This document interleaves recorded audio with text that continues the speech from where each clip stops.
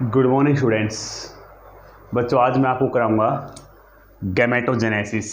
क्या कराऊंगा आज मैं आपको? गैमेटोजेनेसिस। ठीक है, हम जो चैप्टर कर रहे हैं उस चैप्टर का नाम क्या है? Human reproduction. उसमें हमने मेल रिप्रोडक्टिव सिस्टम और फीमेल रिप्रोडक्टिव सिस्टम कर लिया है। अब हम करेंगे गैमेटोजेनेसिस यानी गैमिट का फॉर्मेशंस। गैमिट फॉर्मेशन को क्या बोलते हैं? गैमेटोजेनेसिस। जब भी किसी के आगे जेनेसिस लिखा होता है उसका मतलब क्या होता है? बनना, सिंथेसाइज। अब यहाँ पर ह्यूमन मेल में क्या बनते हैं? स्पर्म्स। स्पर्म्स क्या है? गैमिट हैं। तो स्पर्म्स का बनना क्या कहलाता है? स्पर्मेटोजेनेसिस। क्या कहलाता है? स्पर्मेटोजेनेसिस। और फीमेल में क्या बनते हैं? एग्स या ओवा कह सकते हो आप। इनका बनना क्या कहलाता है? oogenesis। तो दोनों वन बाय वन हम करेंगे। तो आज हम करेंगे स्पर्म्स कैसे बनते हैं, स्पर्म्स का बनना क्या कहलाता है? स्पर्मेटोजेनेसिस। तो स्पर्मेटोजेनेसिस कैसे होती, कहाँ होती है, ये हम पढ़ेंगे आज। और कौन कौन से हार्मोन हैं जो इसके लिए रेस्पॉन्सिबल है। अंडरस्टैंड? तो वेरी सिंपल। तो आज का हमारा टॉपिक ये रहेगा स्पर्मेटोजेनेसिस।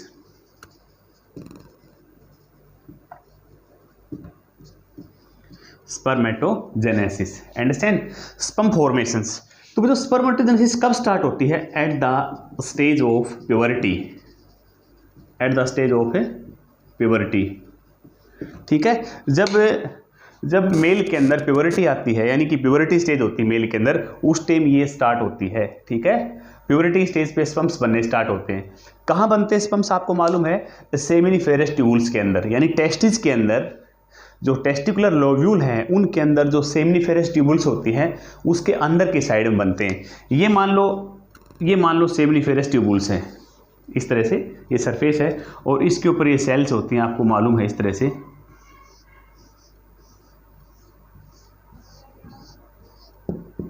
ठीक है, ये सेल हैं। इनको हम क्या बोलते हैं? इन सेल को हम क्या बोलते हैं? शाबाश, स्पर्मेटोगोनिया। स्पर्मेटोगोनिया ये मेल जर्म सेल हैं। और बीच में कुछ सेल हैं जो जिनको हम क्या बोलते हैं? सर्टोलाई सेल। क्या बोलते हैं? सर्टोलाई सेल्स। तो ये जो सेल होते हैं ये सेमिनिफेरस ट्यूब्यूल्स का डाइसेक्शन दिखाया मैंने। सेमिनिफेरस ट्यूब्यूल्स के अंदर की साइड में जो सेल होती हैं, स्पर्मेटोगोनिया यानी मेल जर्म सेल, सर्टोलाई सेल्स जो कि नरिशमेंट करती हैं किसको? डेवलपिंग स्पर्म्स को। तो यहाँ पर कुछ स्पर्मेटोगोनिया डिफ्रेंशिएट होती हैं, ऐसे मल्टीप्लाई करती हैं, और कुछ सेल डिफरेंशिएट होती हैं। और डिफरेंशिएट होके कुछ सेल क्या कहलाती हैं? Primary spermatocytes. प्राइमरी स्पर्मेटोसाइट्स जो कि डिप्लॉयड होती है। जो कि क्या? डिप्लॉयड है ना, यानी कि स्पर्मेटोगोनिया सेल है, पहले इनकी संख्या बढ़ती है, मल्टीप्लाई करती है, फिर इनमें से कुछ सेल डिफरेंशिएट होकर अलग से सेलेक्ट हो जाती है और क्या कहलाती है? प्राइमरी स्पर्मेटोसाइट्स, यानी कि ये स्पर्म्स बनाएंगी। प्राइमरी स्पर्मेटोसाइट्स में क्या होता है? Meiotic divisions. तो इनमें क्या होता है? Meiotic division. मेयोटिक 1। आप जानते हो मेयोटिक जो मेयोसिस है वो दो चरणों में होती है, दो फेज में होती है, मेयोसिस 1 और मेयोसिस 2। तो यहाँ से जो सेल बनती है, यहाँ से जो सेल बनती हैं इनको हम क्या बोलते हैं?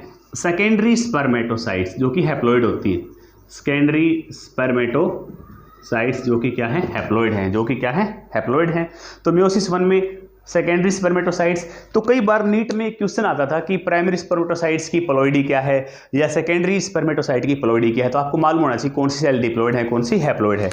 सेकेंडरी स्पर्मेटोसाइट्स में फर्दर जो मेयोसिस 2 है वो होता है बच्चों, मेयोटिक 2। और इनसे जो सेल बनती हैं, बीच बीच में सर्टोलाई सेल भी प्रेजेंट है, इनसे जो सेल बनती है उनको क्या बोलते हैं? स्पर्मेटिड।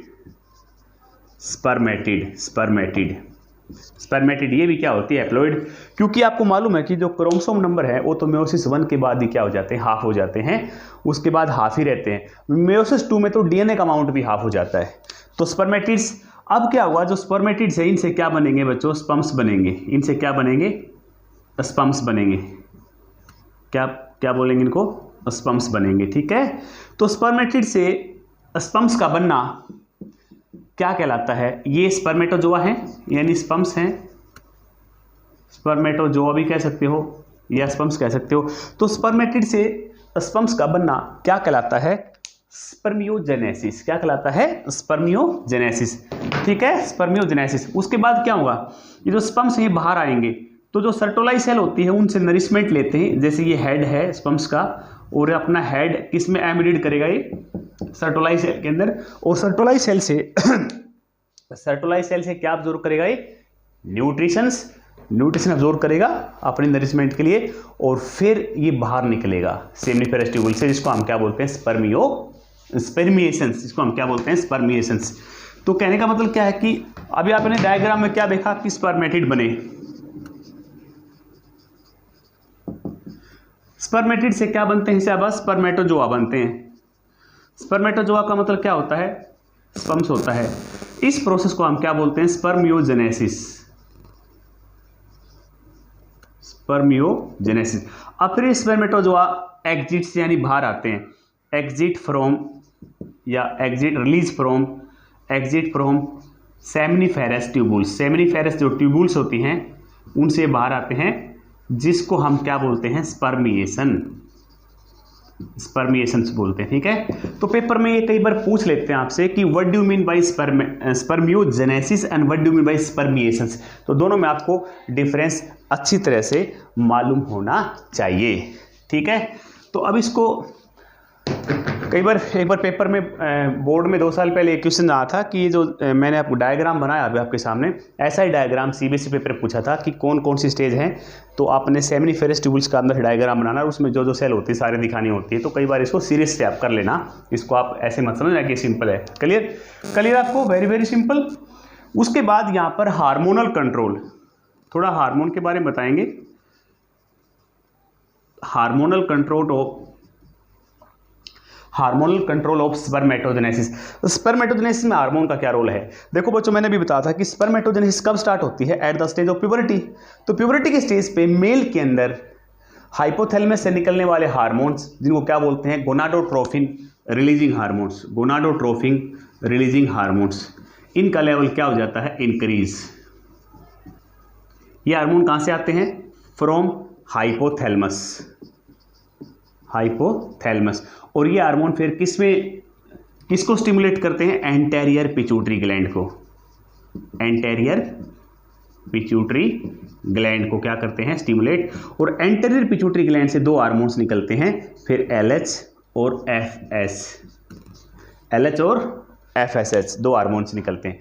तो पिट्यूटरी ग्लैंड से ये हार्मोन वाया ब्लड से ट्रेवल करके और कहाँ जाते हैं, टेस्टिस के अंदर जाते हैं। कहाँ जाते हैं, टेस्टिस के अंदर।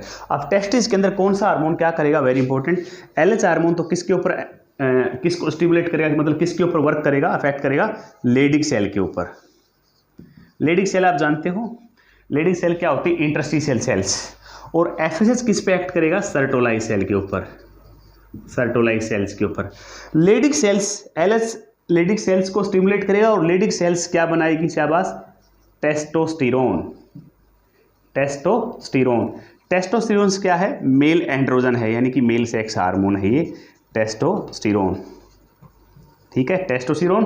और टेस्टोस्टेरोन फिर क्या शुरुआत करेगा, स्पर्मेटोजेनेसिस यानी स्पर्म्स बनना स्टार्ट कर देगा ये। ठीक है, सर्टोलाई सेल से क्या निकलेंगे, कुछ फैक्टर, और ये फैक्टर किस में हेल्प करेंगे, स्पर्मियोजेनेसिस में। स्पर्मियोजेनेसिस जो मैंने अभी थोड़ी देर पहले आपको बताई थी, स्पर्मियोजेनेसिस क्या होती है, यानी स्पर्मेटिड से स्पर्म्स का बनना क्या कहलाता है, स्पर्मियोजेनेसिस। तो हार्मोनल कंट्रोल भी आपसे पूछ सकते हैं। तो एंटेरियर पिट्यूटरी को स्टिमुलेट करते हैं वे हार्मोन जो हाइपोथैलेमस से आते हैं, क्योंकि आपको मालूम है पिट्यूटरी ग्लैंड खुद किसके अंडर में काम करती है, हाइपोथैलेमस को क्या बोलते हैं, मास्टर ग्लैंड।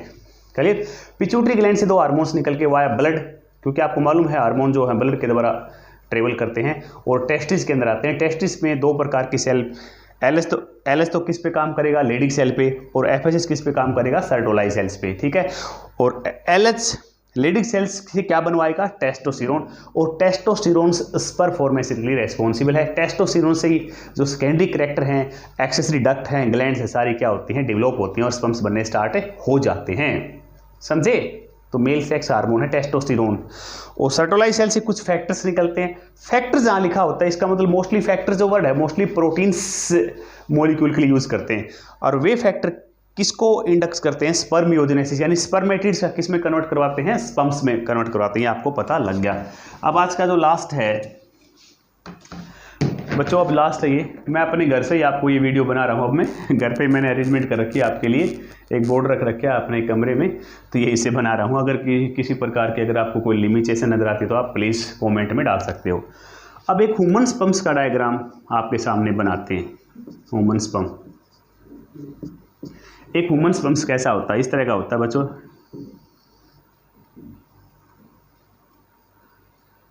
इस तरह का ह्यूमन स्पम्स होता है, याद रखना।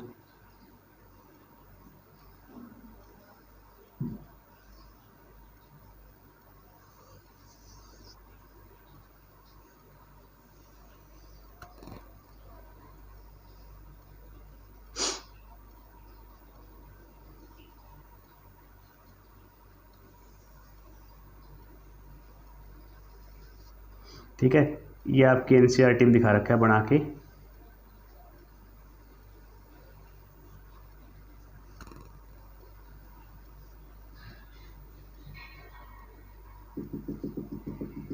है, इस तरह का डायग्राम आपके एनसीईआरटी में दिखा रखा है। ये जो पोर्शन इसको हम क्या बोलते हैं, हेड बोलते हैं।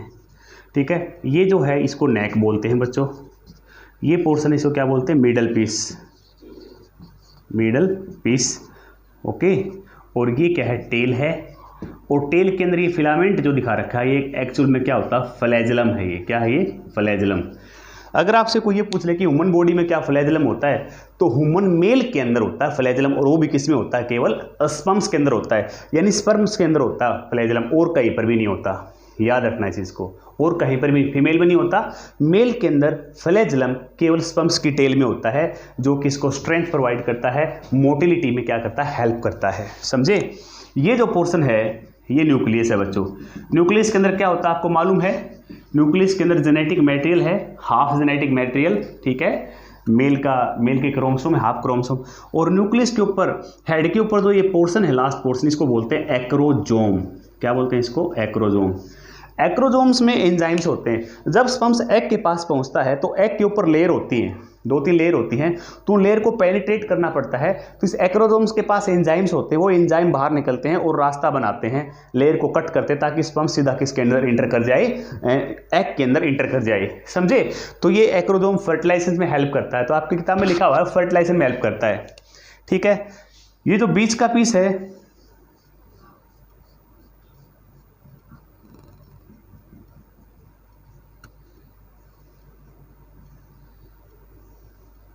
ठीक है, ये जो इसके अंदर बहुत ज़्यादा क्या होते हैं, माइटोकॉन्ड्रिया होते हैं। और माइटोकॉन्ड्रिया आपको मालूम है क्या प्रोवाइड करते हैं, एनर्जी। एनर्जी किस में हेल्प करती है, मोटिलिटी में। टेल की हेल्प से मोटिलिटी, टेल एक डायरेक्शन प्रोवाइड करती है ताकि स्पर्म्स जो है ना आगे फॉरवर्ड आगे बढ़ते रहे। याद रखना। ठीक है, ये नेक है, नेक के अंदर सेंट्रियोल होते हैं। एक सेंट्रियोल से तो फ्लैजेलम ही बनता है, और एक सेंट्रियोल है ये, क्योंकि जो एग होता है, एग के अंदर सेंट्रियोल नहीं होते, तो ये सेंट्रियोल वहाँ पर जाके डुप्लीकेट होता है और एग के अंदर फिर जो है ना क्रोमोसोम पेयरिंग करते हैं, तो वहाँ पर ये हेल्प करेगा। ठीक है, तो आपके सामने एक ह्यूमन स्पर्म्स का डायग्राम है, पेपर में कई बार ये पूछा जाता है मेरे बच्चों, तो अच्छी तरह कर लेना। एक बार के 1 इजाकुलेशंस, ह्यूमन मेल के अंदर 1 इजाकुलेशंस, एक बार में एक टाइम पे 200 से 300 मिलियन स्पर्म्स बाहर आते हैं। मिलियन, एक बार में 200 से 300 मिलियन स्पर्म्स बाहर आते हैं। ठीक है, याद रखना। इनमें से नॉर्मल फर्टिलिटी के लिए 60% की नॉर्मल सेफ होनी चाहिए, यानी 60% स्पर्म्स नॉर्मल सेफ होनी चाहिए, और 60% में से 40% मोटाइल होने चाहिए, अच्छी तरह मोटाइल, विगरस मोटिलिटी होनी चाहिए। किसके लिए, नॉर्मल फर्टिलिटी के लिए। जितने भी स्पर्म्स बाहर आते हैं एक बार में 200 से 300 मिलियंस, 1 मिलियन का मतलब होता है 10 लाख, तो उनमें से 60% की सेफ नॉर्मल होनी चाहिए, और 60 में से 40% विगरस मोटाइल होने चाहिए, ताकि फर्टिलाइजेशन हो सके। तो कई बार पेपर में ये डायग्राम पूछ सकते हैं आपसे, तो आपने अच्छी तरह से याद करना है। तो आज का हमारा यही टॉपिक था। कल हम आगे कराएंगे आपको फीमेल के अंदर किस प्रकार गैमेटोजेनेसिस होता है, ऊजेनेसिस बोलते हैं, जो कि इससे बिल्कुल डिफरेंट है। तो आज के लिए इतना काफी। थैंक यू लॉट बच्चों।